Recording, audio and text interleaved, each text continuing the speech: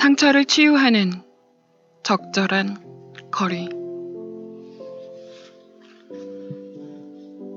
상처가 많은 사람일수록 더 밝게 웃고, 더 눈치를 보고, 더 괜찮은 것처럼 보이려 애씁니다. 누구에게도 상처를 들키기 싫어서 마음속 깊은 곳에 숨겨두고 문까지 닫아두는 거죠. 어떤 상처는 너무 깊숙한 곳에 있어서 일부러 들춰내지 않으면 스스로도 그런 상처가 있다는 걸 모를 때도 있습니다. 하지만 그렇게 감춰둔다고 상처가 저절로 아물거나 사라지진 않습니다. 겉으로 잘 티가 나지 않더라도 상처는 나도 모르는 순간 그 깊숙한 곳에서 슬쩍 빠져나오니까요. 자신도 미처 알지 못한 상처로 갑자기 눈물이 흐를 때, 그런 날은 아주 평범한 하루를 보냈을 때도 불쑥 찾아옵니다. 예를 들면 누군가에게 이런 말을 한마디 들었을 때 말이죠. 정말 괜찮아? 제때 상처를 치료하지 못한 채 그대로 괜찮은 척 살아가는 사람이 많습니다. 누구도 상처받지 말고 좋은 일만 있으면 좋으련만 세상은 그렇게 호락호락하지 않죠. 우리는 살아가면서 무수한 상처를 주고받게 되고 그 상처들은 자연스레 잘 아물 때도 있지만 어떤 건 흉터가 되고 또 어떤 건 마음속 깊은 곳에 골문 채로 남게 됩니다. 그런 상처를 잘 아물게 하는 방법이 없을까요? 곪거나 흉터가 남지 않도록 잘 치료할 방법은 없을까요? 주변 사람이 던지는 사소한 말 한마디에도 크게 상처받을 때가 있습니다. 아무 생각 없이 툭 던지는 말에 날카롭게 베이는 거죠. 이렇게 사소한 말들이 가슴에 박히고 또 여러 번 반복되다 보면 상처가 쌓입니다. 이와 반대로 우리가 의도하지 않게 다른 사람에게 상처를 주는 일도 있을 겁니다. 그런 상처들 속에서 우리는 방황하고 좌절하며 때로 괴로워하거나 분노하기도 하지요. 설령 의도한 것이 아니더라도 상처를 주고받으며 살아가는 것이 우리 인생입니다. 언젠가 함께 프로젝트를 진행하던 회사 선배에게 이런 말을 들은 적이 있습니다. 승환이 네가 그 분야는 잘하니까. 처음에는 칭찬으로 여겼지만 얼마 뒤 다른 프로젝트를 할 때도 그 선배가 계속 비슷한 말을 하고 다닌다는 이야기를 전해 듣게 됐습니다. 기분이 좋지 않았습니다. 그냥 별 뜻 없는 말일 수도 있지만 계속 그 사소한 한마디가 계속 머릿속에 맴돌았습니다. 다른 일은 잘 못하고 그냥 그 분야만 잘한다는 소리로 들렸거든요. 그 선배와는 평소 대화를 많이 나누거나 친한 사이가 아니었습니다. 그래서 그냥 별다른 생각 없이 했던 말이 다른 뜻으로 왜곡돼 전달됐을 수도 있겠죠. 하지만 친하든 그렇지 않든 말과 행동을 조심하면서 적절한 거리를 유지하는 게 필요합니다. 적절한 거리가 침범당할 때 뜻하지 않은 오해가 발생할 수 있기 때문입니다. 사람들은 말한다. 사람 사이에 느껴지는 거리가 싫다고. 하지만 나는 사람과 사람 사이에도 적당한 간격이 필요하다고 생각한다. 사람에게는 저마다 오로지 혼자 가꾸어야 할 자기 세계가 있기 때문이다. 또한 떨어져 있어서 빈 채로 있는 그 여백으로 인해 서로 애틋하게 그리워할 수 있게 된다. 구속하듯 구속하지 않는 것, 그것을 위해 서로 그리울 정도의 간격을 유지하는 일은 정말 사랑하는 사이일수록 필요하다. 너무 가까이 다가가서 상처 주지 않는, 그러면서도 서로의 존재를 늘 느끼고 바라볼 수 있는 그 정도의 간격을 유지하는 지혜가 필요한 것이다.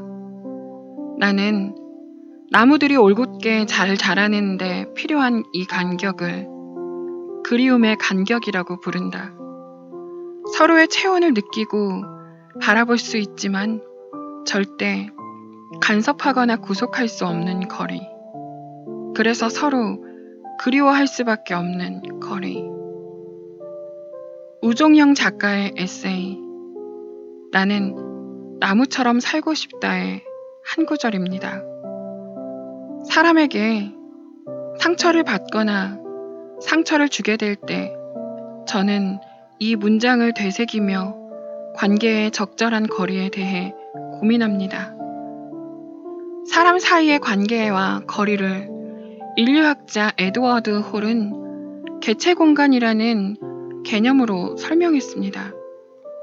모든 개체는 자신의 주변에 일정한 공간을 필요로 하고 다른 개체가 그 안에 들어오면 긴장과 위협을 느낀다고 합니다.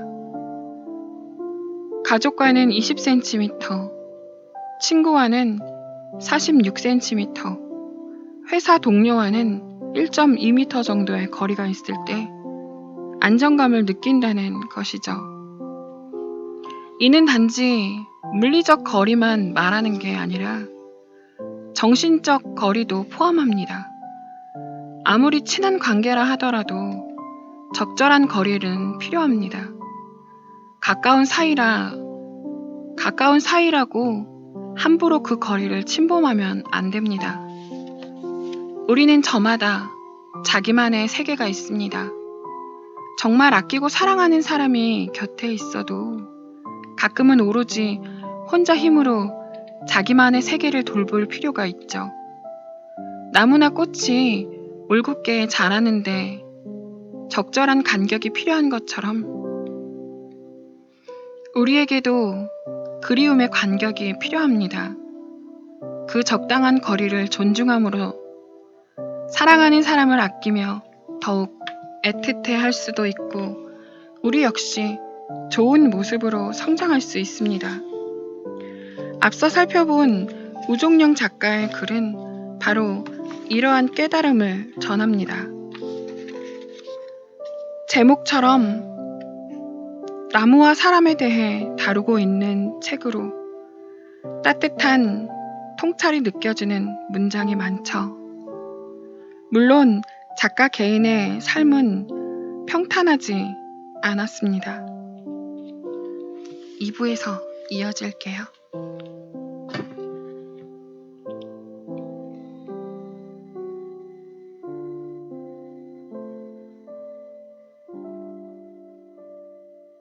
상처를 치유하는 적절한 거리.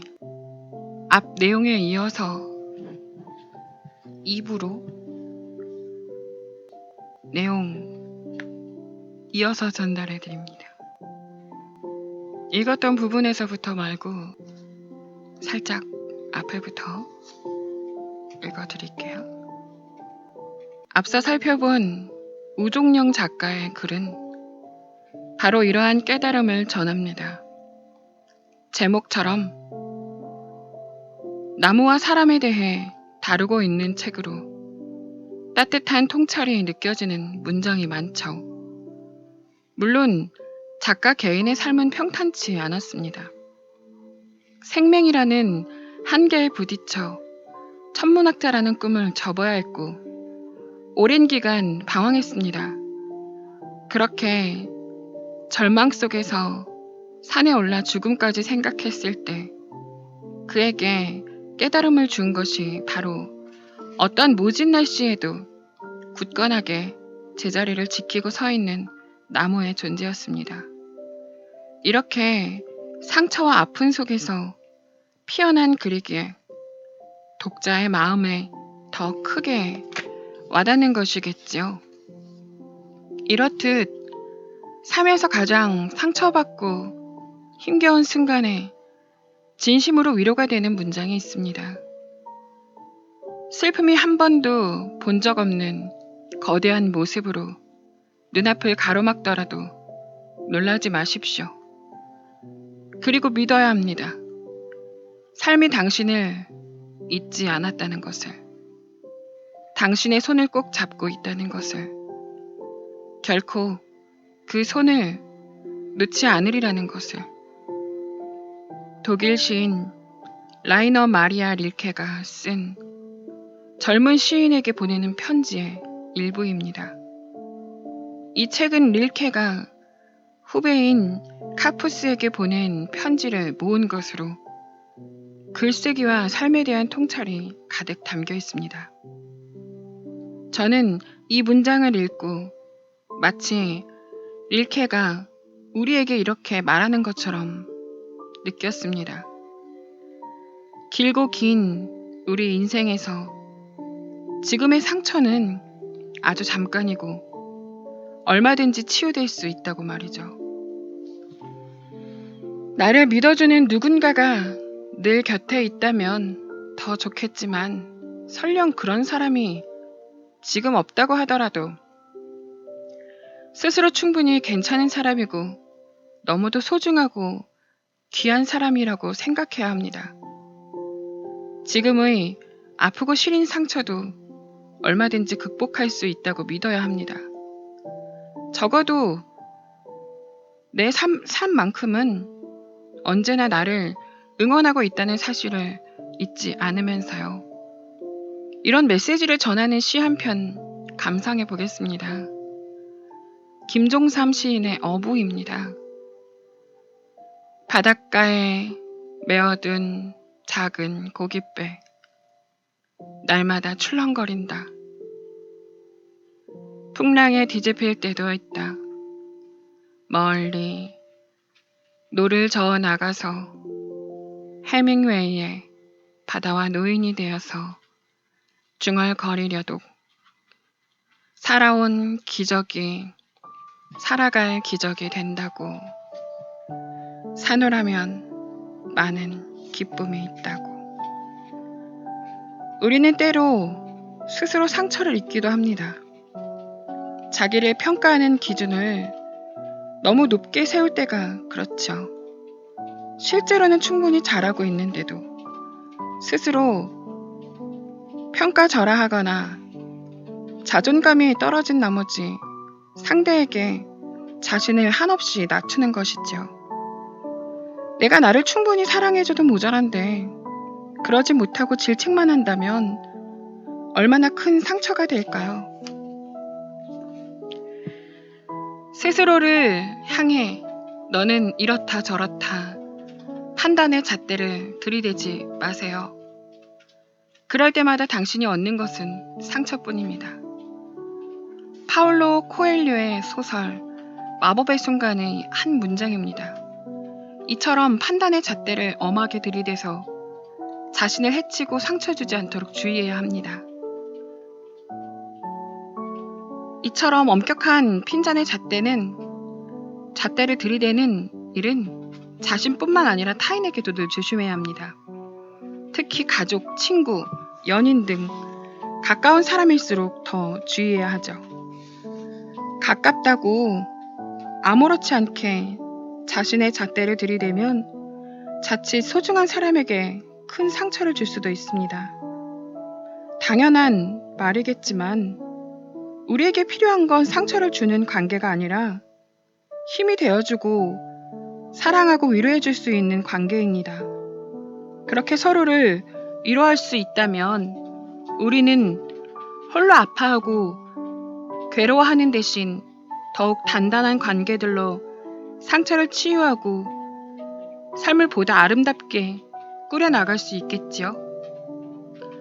상처에 대한 이야기를 마무리하며 앞서 소개한 젊은 시인에게 보내는 편지에 또 다른 문장을 선물해 드리려 합니다. 상처받는 것을 너무 두려워하거나 아파하지 말고 반대로 상처를 주더라도 자책하는 대신 성찰을 하면서 마음을 어루만져 나가기를.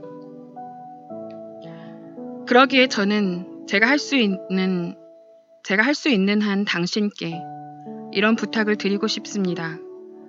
그것은 다름 아니라 당신의 가슴 속에 풀리지 않는 채로 있는 문제들에 대해서 인내심을 갖고 대하라는 것과 그 문제들 자체를 굳게 닫힌 방이나 지극히 낯선 말로 쓰인 책처럼 사랑하려고 노력하라는 것입니다. 당장 해답을 구하려 들지 마십시오. 아무리 노력해도 당신은 그 해답을 구하지 못할 것입니다. 왜냐하면 당신은 아직 그 해답을 직접 체험하지 못했기 때문입니다. 그러므로 모든 것을 직접 몸으로 살아보는 것이 중요합니다. 이제부터 당신이 궁금한 문제들을 직접 몸으로 살아보십시오. 그러면 먼 어느 날 자신도 모르게 자신이 해답 속에 들어와 살고 있다는 것을 깨닫게 될 것입니다.